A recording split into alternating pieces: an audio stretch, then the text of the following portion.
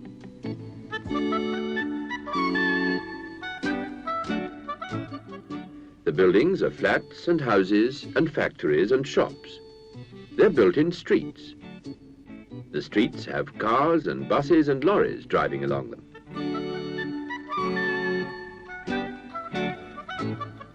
The cars and buses and the streets are full of people. In fact, there are a lot of people in a town. Do you live in a town? Mary, Mungo, and Midge live in this town. They live with Mary's mother and father in this tall block of flats. They live right at the top.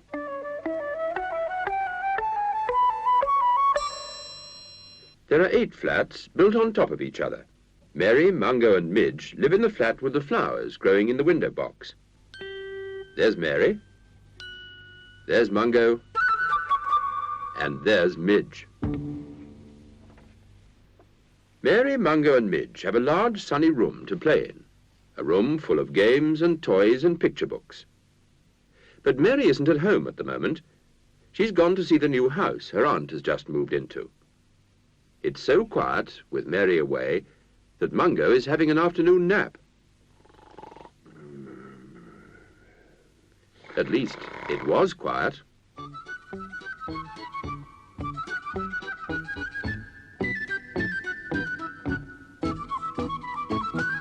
Yes, it's Midge Mouse. Midge, I don't think it's a very good idea to play your flute yet. Midge, you'll wake him up.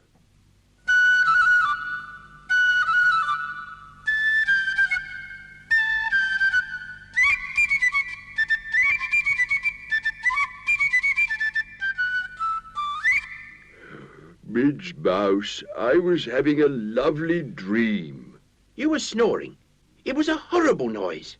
It could have been no worse than the sound of your music.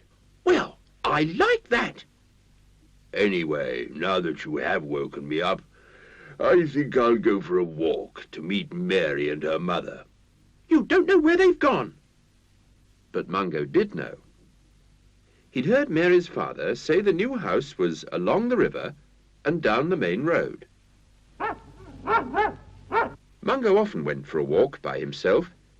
He just had to bark to let Mary's father know he wanted to be let out. As they live in a flat right at the top of the building, they go down to the street by the lift. Mungo is quite big enough to work the lift by himself.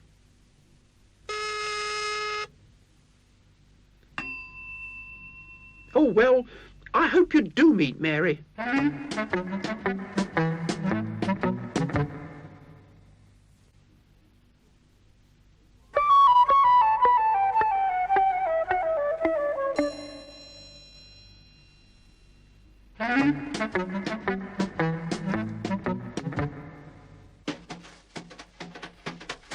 Left on his own, Midge was thoroughly enjoying himself. First, a ride round the playroom to see what he could find.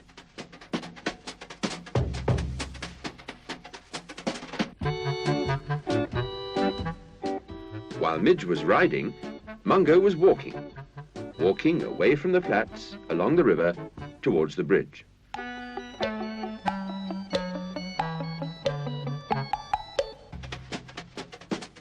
Midge drove up to Mary's toy yacht. Pity there was no water in the room to sail it.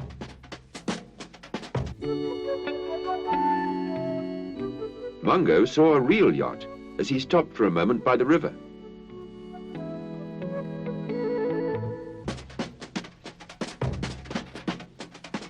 Midge was enjoying himself. He liked driving the toy car.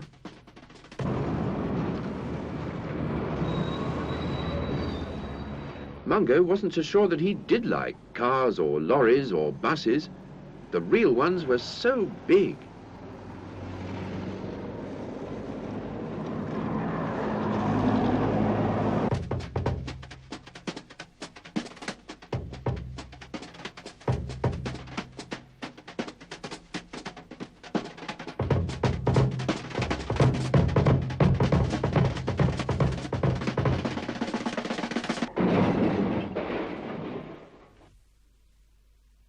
Midge wasn't so keen on cars either now.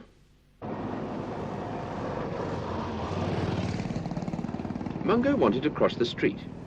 He looked up and saw a beacon flashing. That meant there was a zebra crossing there. Mungo knew it was safer to cross the road on a zebra crossing. It's just as well you weren't driving a real car on a real road, Midge. The bumper's broken. Now what are you going to do?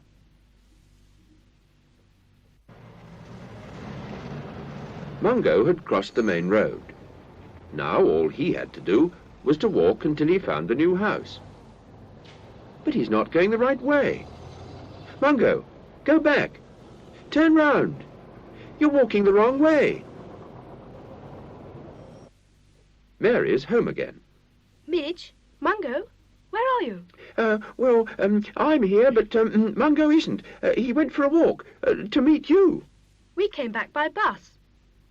Oh, well, I expect Mungo will come home soon. Why are you standing by the car like that, Midge?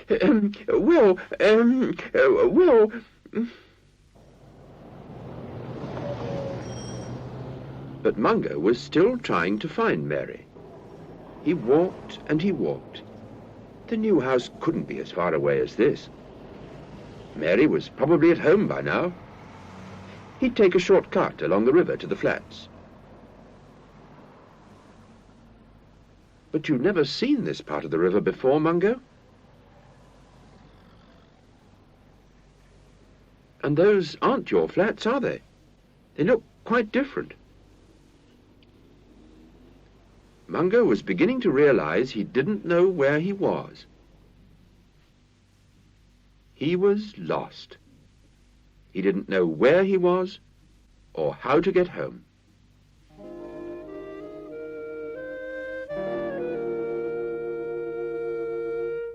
The car's all right now. Please don't break it again, Midge.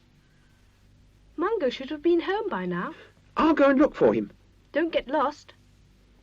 Midge isn't big enough to get the lift by himself, so he ran down the stairs.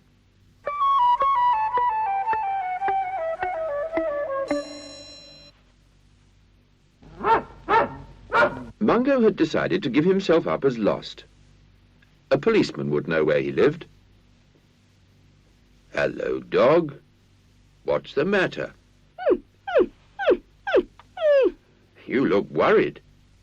What's your name? Oh, your name is Mungo.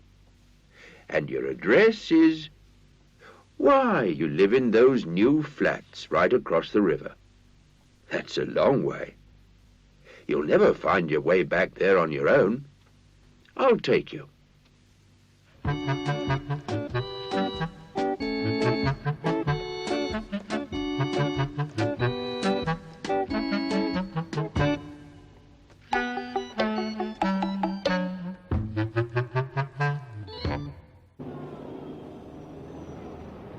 Midge had run from the flats along the river to the main road.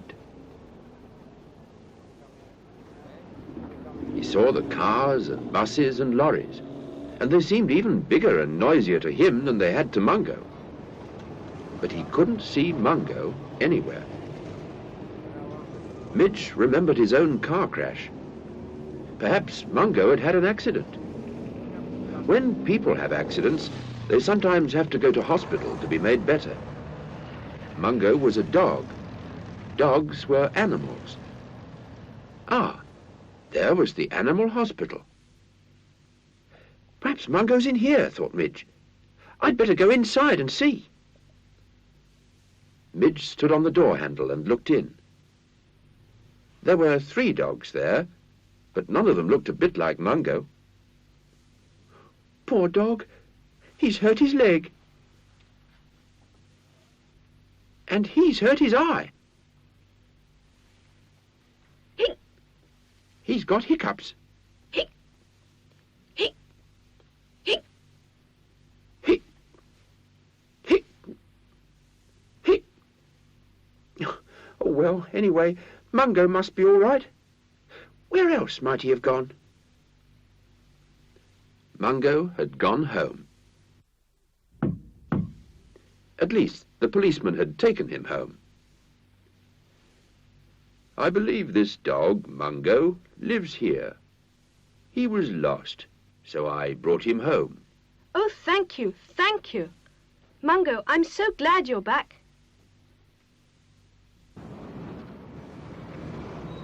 Midge, of course, didn't know Mungo was safe at home. He was still looking for him. Where do animals go? Where do they live? I know, the pet shop. There are quite a lot of animals living there. Midge knew the pet shop well, because Mary's mother went there to get food for Mungo and for him. So he jumped up onto the door and looked inside. There was a dog having his hair cut and clipped, but it wasn't Mungo. It was a poodle. Midge looked round the rest of the shop. Perhaps Mungo was in one of the cages, waiting to be sold to a new owner. No, these dogs are still puppies. Mungo is a grown-up dog.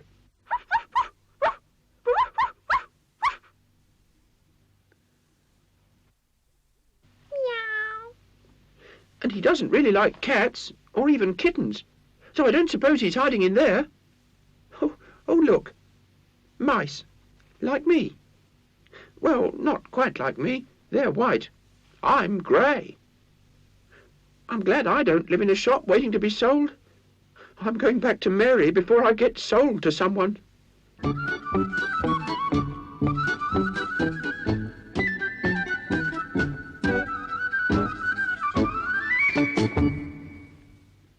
I wish Midge would come home.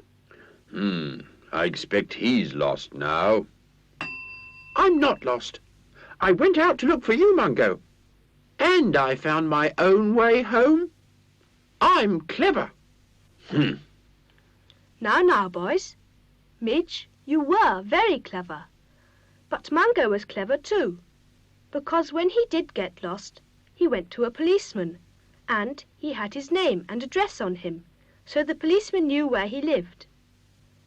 So you were both clever, and we're all home, safe and sound.